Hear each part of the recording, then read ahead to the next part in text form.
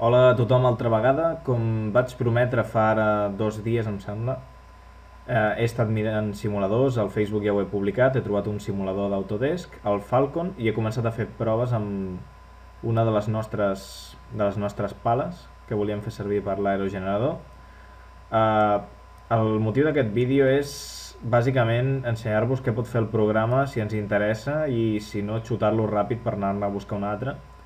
Vale? El que ens permet el programa és des de SolidWorks extreure plantilles STL, vale? No funcionen tots els arxius, amb SolidWorks per exemple no es detecta, però bueno, és igual.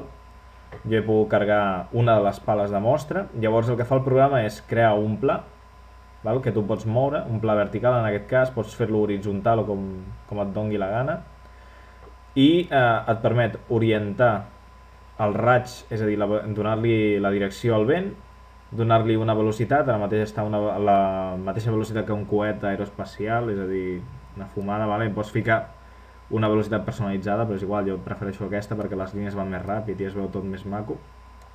Permet canviar l'orientació i la velocitat del vent, a part del pla, si vols fer-lo horitzontal, si vols fer-lo inclinat i coses rares d'aquestes.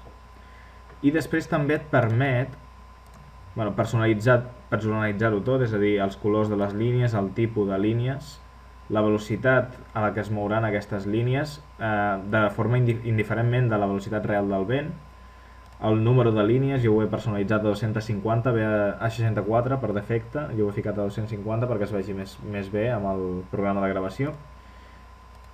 I bàsicament és tot realment simple, és a dir, està fet perquè qualsevol persona pugui fer-lo servir. La veritat m'ha semblat bastant curiós que un programa tan complex sigui tan fàcil de fer servir. Llavors, una de les coses que més ens interessaria és que el programa permet fer un anàlisi, per exemple, en 3D and Drag, això sí que ho té, vull dir, els processos de càrrega són bastant pesats perquè fa un tou de càlculs per segon, però un cop inicia l'anàlisi ens crea la gràfica del drag, que realment és a dir, jo no sé interpretar-los, vosaltres sí, perquè ja haureu fet vehicles aeroespacials. Llavors el que fa és un modelat tridimensional, com si fos un túnel de vent, amb el càlcul de pressions. Aquí teniu l'escala del baròmetre i el gràfic. Suposo que les unitats estan col·locades en metres, no ho sé, sistema mètric, sistema internacional, estadounidenc i coses d'aquestes rares. Aquí no entro, vull dir, vosaltres sou els que sabeu d'això. I llavors, més cosetes. Dintre d'anàlisi ens permet un anàlisi bidimensional, procés de càrrega un altre cop. És lentillo, però és eficient, va bé. Llavors, com podeu veure, fa l'evolució dels primers segons i després es queda en constant. I jo el que he pogut apreciar és que al principi va de conya, fins que comença a crear aquesta mena de... què és això? Un reflux? No sé, una baixada de pressions, igual que aquí, que crea una altra mena de pertorbació, crea com una estela turbulenta de la parra. I això només per a l'anàlisi de la placa en aquesta direcció. Si jo ara clico aquí amb el botó esquerre i l'oriento cap a l'altra banda, que això també es pot fer de forma més precisa, és a dir, aquí et dona els degrees, vale? Ara l'he clavat a 90 graus, però pots ficar-ho tu des de... És a dir, apretes botó dret a qualsevol zona d'allò, hi ha appearance, no, anàlisis, vale? Vas modificant tot això i va com la seda.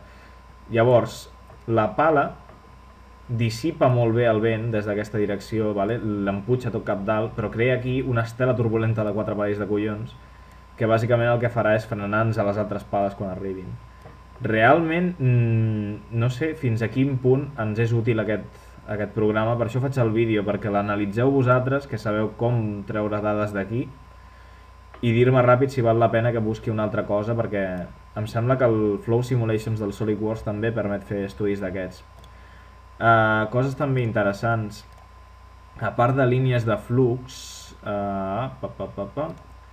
ens permet fer-ho com a sistema de partícules, com a tubular, com a vectorial, on veiem la pertorbació dels vectors només, com a puntets, i com a estela, bueno, com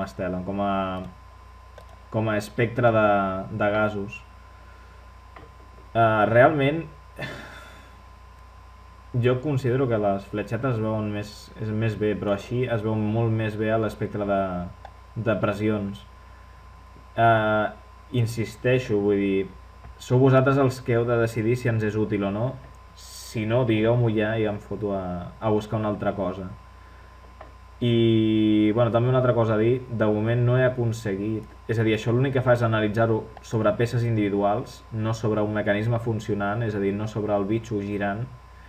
Intentaré buscar, si és que existeix alguna manera de posar aquí un mecanisme que realment pugui funcionar, és a dir, poder ficar aquí el bitxo girant i avaluar en temps real el flux que passa a través del bitxo. I si no, intentaré buscar un altre programa que ens ho permeti fer, perquè avaluar cada pala per separat està molt bé, però fins que no veiem la influència d'una respecte a l'altra, malament rai. I poca cosa més. Deixo el vídeo aquí, com sempre, sort, i ens veiem.